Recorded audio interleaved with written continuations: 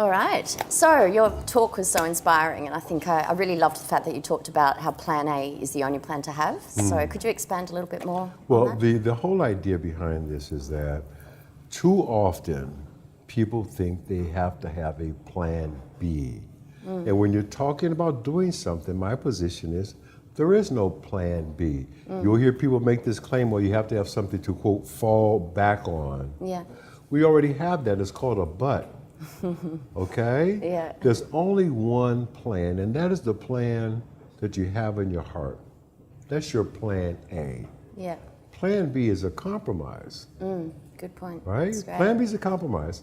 And And you've never compromised. I couldn't. Yeah. And people have asked me many, many times, well, what was your plan A? I had two things, plan A's.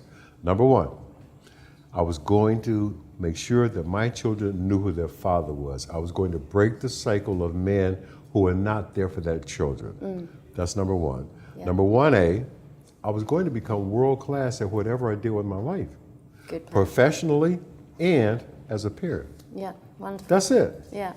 Do you have a memory from childhood that you think sums up the person that you've become today, that you are now? I have too many, and you do not have enough time. That's why Okay. I've written 2 books. How long? I'll have Which to means read you the haven't book. read them. I She will. has not read the books, but that's okay. It's on my. It's All my right. plan A.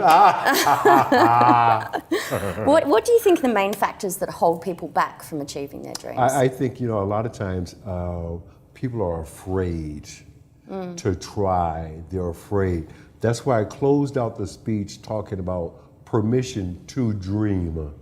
Having a mother who told me every day that you can do or be anything. It's why I'm sitting in this chair talking to you right now. Yeah. It's why I'm doing everything that I've done in my life. I made sure as a parent, especially as a single parent of 2 children, that I gave them that same permission. Permission to dream. But Yeah. most importantly, I gave it to my granddaughter. Yeah, fantastic. Oh That was a my great God. photo of the Oh president. It was man, wonderful. thank you. So what's the best business advice you've been given? I know you would have been given a lot, but what has really Business stuck or with you? personal? Business advice, but I guess that can be Okay, personal as well, well. you know what? A guy named Sandy Weil, who built a little company called Citibank, Yeah, a little. told me a long time ago, don't ever be afraid to hire people that are smarter than you. But just remember, just because they're smarter doesn't mean they get to make more money. Yeah, great. Okay? That's really good. Yeah. And I'll never forget that. Fantastic. And look, across the world, you talked about this a lot in your speech, but homelessness is such a big thing here in America, all over the world. So how can we help with that? What do you think? You know what? The first thing that I think we can all do is we can be more humane in our view of who are these people. Now, the truth of the matter is, 1% of the entire population of human beings on the planet right now are on the run. They're running from wars, conflicts, revolutions in the Middle East. They're running from violence and gangs in Central America. In Africa, they're running from climate change and desertification. They're all running. And they're called these names. They're called migrants, immigrants. In one country, I'm told they're called infiltrators. I have a name for them too. I call them survivors. Yeah. Because I know what it means to grab your child, everything that you have on your back, and your dream, and you run to a place where there's peace. It's very interesting. Here in Australia, I saw something that was just stunning to me, the statistics of homelessness among people who are over 50 years old. Yeah, it's pretty crazy. We're doing the CEO Sleep Out here soon. Have you heard about that? I've heard about that. Yeah. It's been done in the States. When are you doing that? I'm doing that on the 23rd of June. Sleeping Well, Out, you, so- the next time you're going to do one, give me a little more advance notice. Perhaps I could join you. Oh, okay. I will.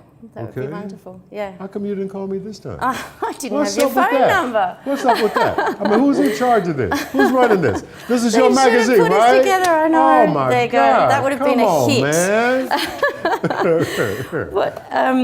How can failure put us on the right path? Oh man, failure. Let me tell you, Failure is probably one of the most important things that we can all do, as long as you learn from it.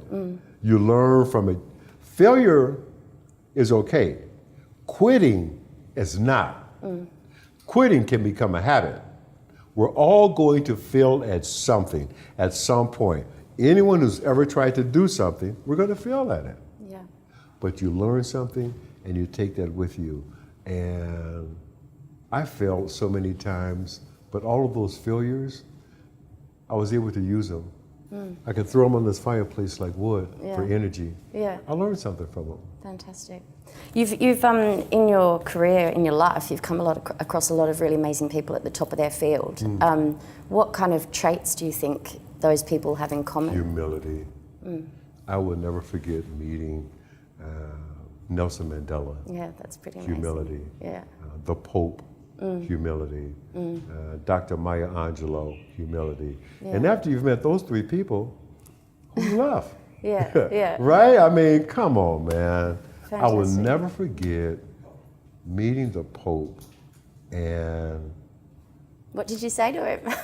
Well, that's the interesting thing. I waited to be sure I was the last person to meet him so that I could get a sense of how do you greet the Pope? I don't know. Do you bow? Do you kneel? Do you kiss the ring? And this is Pope Benedict, okay? Yeah.